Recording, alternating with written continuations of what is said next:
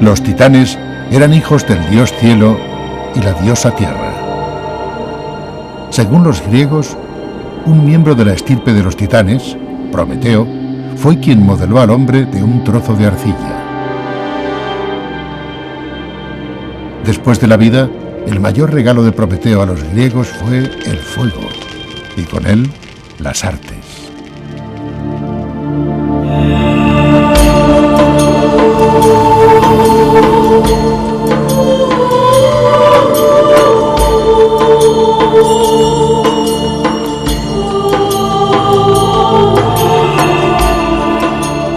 La belleza del cuerpo, arte y pensamiento en la Grecia antigua.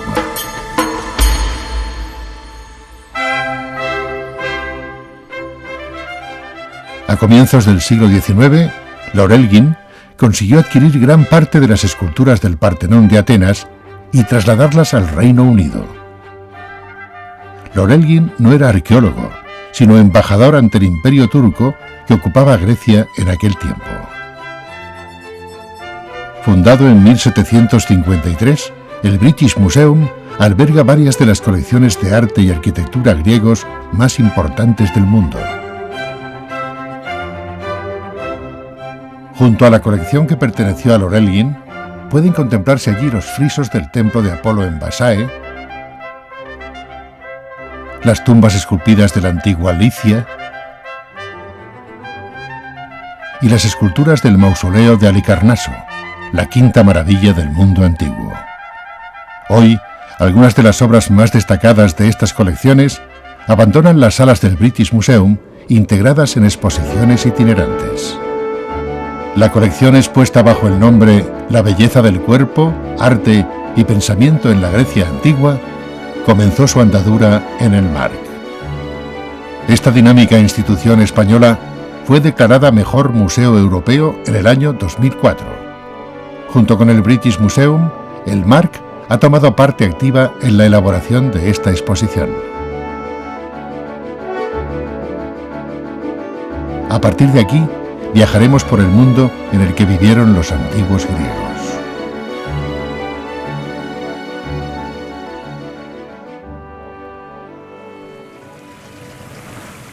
Desde España en Occidente hasta la India en Oriente, y desde el norte de África hasta los Balcanes y las riberas del Mar Negro, los griegos llevaron su influencia. En la antigüedad, Grecia no era un país unificado como lo es hoy. Su territorio se hallaba repartido entre multitud de pequeñas ciudades-estado independientes. Estas se edificaban con frecuencia al pie de elevaciones fortificadas llamadas acrópolis, como la de Atenas, donde nos encontramos.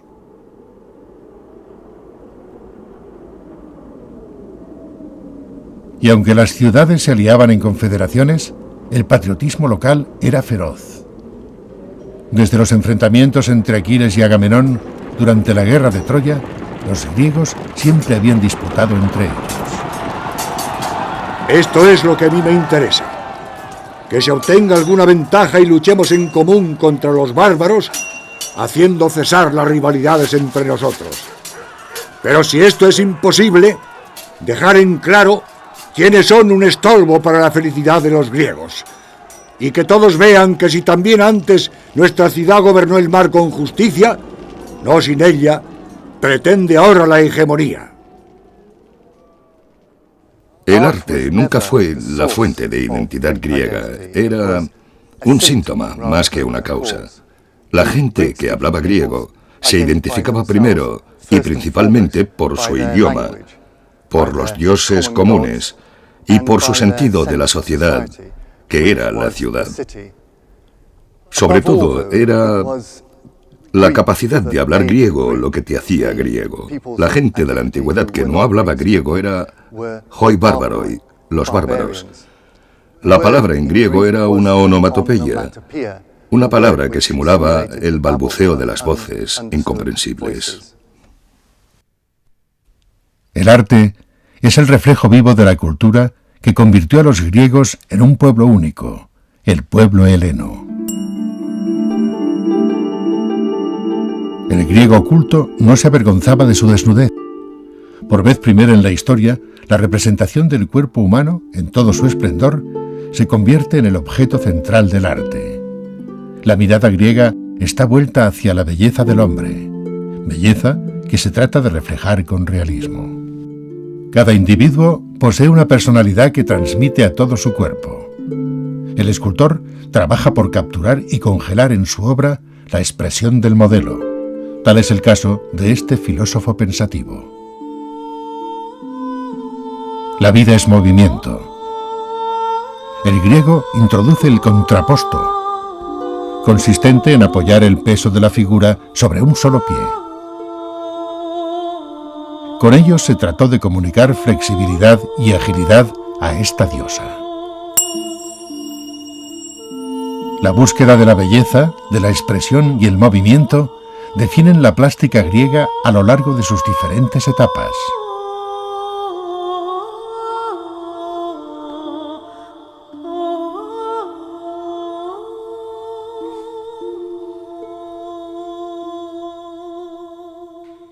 En el periodo arcaico, el más antiguo, la obra escultórica de referencia es la llamada kouros, palabra que podemos traducir como muchacho.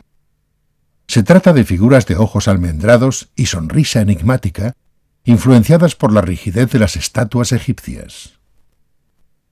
La coré o muchacha era la contrapartida femenina del kouros. En la antigua Grecia, la mujer vivía relativamente apartada de la vida pública y solía representarse vestida. A las mujeres se las continuaba mostrando vestidas como símbolo de su aislamiento, pero los escultores se hicieron más hábiles, insinuando la forma femenina debajo de las finas túnicas. Tanto los kouros como las coré eran empleados con frecuencia como monumentos funerarios. El dios alado de la muerte se llamaba Tánatos. Su hermano gemelo, Himnos, simbolizaba el sueño. A menudo se les representaba juntos, llevando el cadáver de un guerrero. En la antigüedad, cuando un griego moría, se colocaba en su boca una moneda. El alma del difunto debía pagar con ella a Caronte, el barquero. A cambio, éste la llevaría a través del río que separaba la tierra del mundo de los muertos. Para Freud, el creador del psicoanálisis, el hombre se mueve bajo la influencia del impulso de muerte, o tánatos, y la pulsión sexual, o eros. En la mitología griega, Eros, al que vemos aquí representado, era el dios del amor. De su nombre procede el término erotismo. Cairipos es bello. Lleva escrito esta botella de aceite perfumado. Las cerámicas con figuras rojas y negras ofrecen un pálido reflejo de cómo debió ser la pintura griega, hoy perdida. Las imágenes de contenido sexual explícito eran habituales en las artes de la época. Cráteras como esta se empleaban para mezclar el agua y el vino. Para los griegos, los banquetes, o simposia, tenían un carácter social que superaba al hecho gastronómico. Es menester, si se quiere ir por el recto camino, comenzar desde la juventud a dirigirse hacia los cuerpos bellos. Y si conduce bien el iniciador, enamorarse primero de un solo cuerpo y engendrar en él bellos discursos. Comprender luego que la belleza que reside en cualquier cuerpo es hermana de la que reside en el otro, y que si lo que se debe perseguir es la belleza de la forma, es menester hacerse enamorado de todos los cuerpos bellos. A la pregunta de si el hombre griego del siglo V a.C. salía de su casa a la calle y andaba desnudo al mercado, la respuesta es no. Pero en ciertas circunstancias, la desnudez era la norma, como por ejemplo en los gimnasios. La palabra en griego gimnos significa desnudo para ejercitar. También existía la fiesta griega de la bebida, y si creemos lo descrito en las vasijas griegas, en numerosas ocasiones los hombres se juntaban en una casa privada para los simposios, con una habitación dedicada para el vino, el canto y el sexo.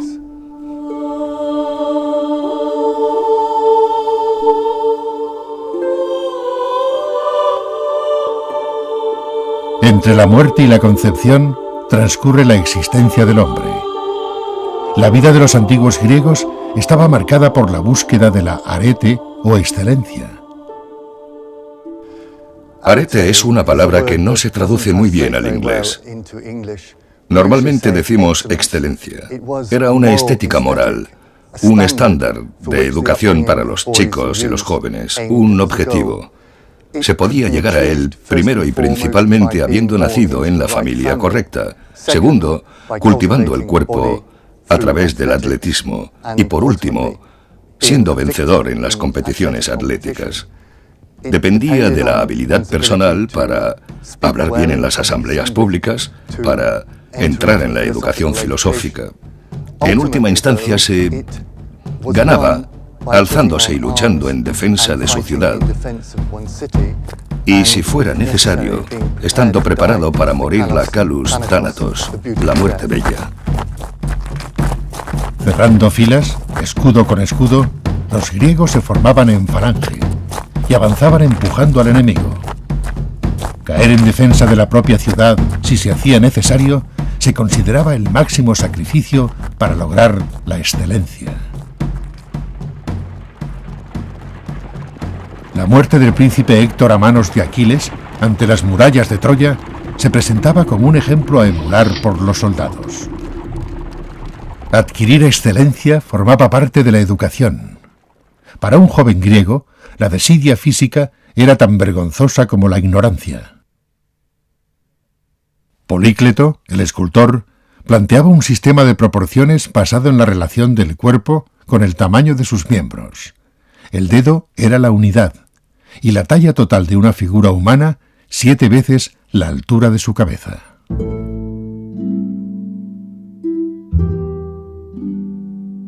El discóbolo de Mirón es una escultura emblemática de la época clásica.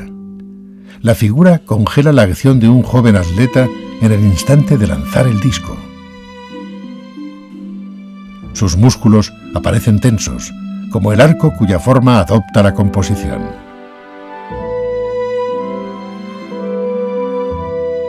Su tratamiento del movimiento rompe con las convenciones artísticas del periodo anterior.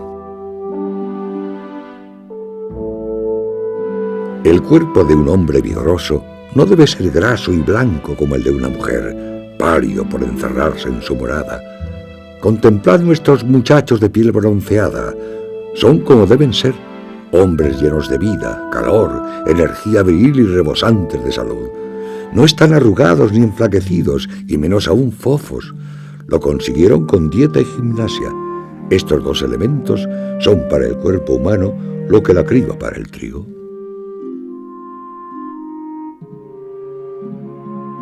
Los Juegos Olímpicos fueron los más famosos de la antigüedad. Cada 4 años, en verano, tenían lugar en el santuario de Olimpia, donde nos encontramos. Durante su celebración, una tregua sagrada detenía las guerras. Todos los atletas de lengua griega podían competir. A los vencedores se les erigían estatuas. Los coronaban de olivo y ganaban fama y honor para su patria. Diágoras, un campeón de los Juegos, ya anciano, murió de alegría al ver cómo sus 2 hijos vencían en la Olimpiada. Los atletas representaban la imagen viviente de los héroes mitológicos. A los atletas se les podía tocar. Los héroes, por contra, descendían con frecuencia de la unión entre un dios y un mortal. Hércules, el héroe griego por excelencia, era hijo del más grande de los dioses y una mujer, Alcmene. Entre otras muchas hazañas, fue Hércules quien logró apoderarse de las manzanas de oro del árbol de las Hespérides. Dio muerte al feroz león de Nemea. Y también colaboró con otros héroes griegos, como Teseo, cuando combatió contra las Amazonas.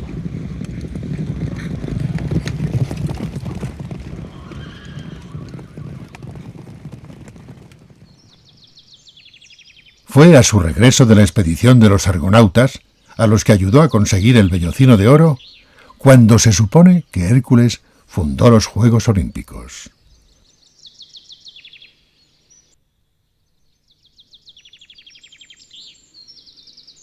Grandes escultores como Fidias tuvieron en Olimpia su taller.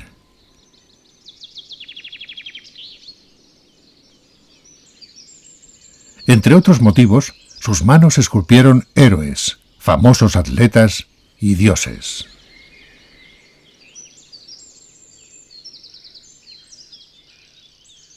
Los dioses en la antigua Grecia eran omnipresentes y todo lo que uno hacía, lo hacía en el nombre de la religión. Por eso el atletismo no era la excepción, y los Juegos Olímpicos eran un evento religioso, marcado en el calendario de los griegos.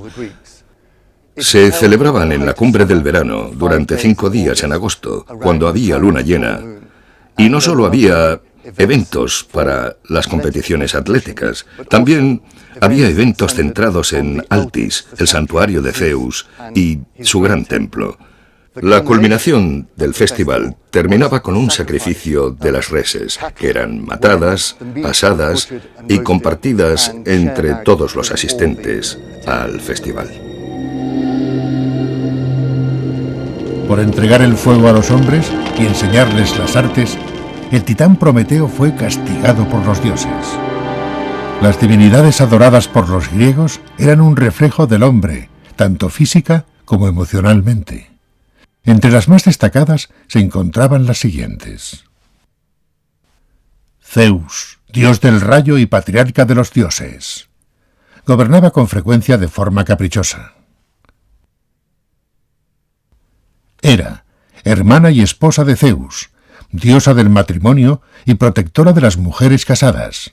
Se comportaba como una esposa celosa. Afrodita, diosa del amor y la belleza, concedió al príncipe Paris el amor de la esposa del rey de Esparta, provocando así la guerra de Troya. Apolo, dios del sol y de la profecía, vencedor de la monstruosa serpiente Pitón. Su oráculo más destacado se encontraba en Delfos. La representación de entidades mitológicas rompe con el tratamiento realista de la figura humana. La esfinge era un león alado, con cabeza de mujer, que devoraba a aquellos que no acertaban a responder sus acertijos. Edipo, el héroe, acabó con ella.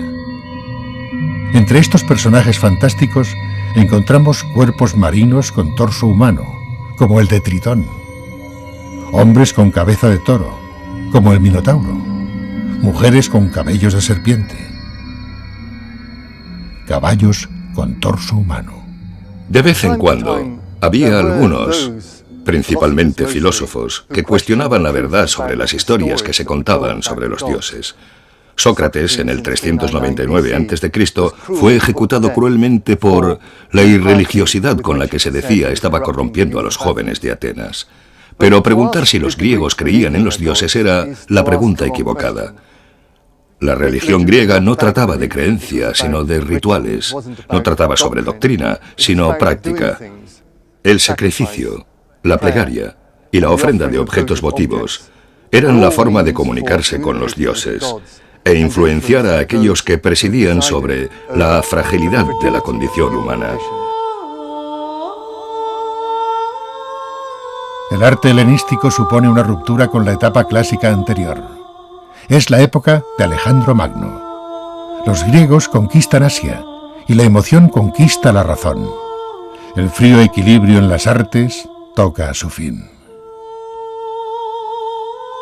El realismo de la época clásica se traduce en un naturalismo que no teme abordar temáticas cotidianas, como este pescador vendiendo sus capturas.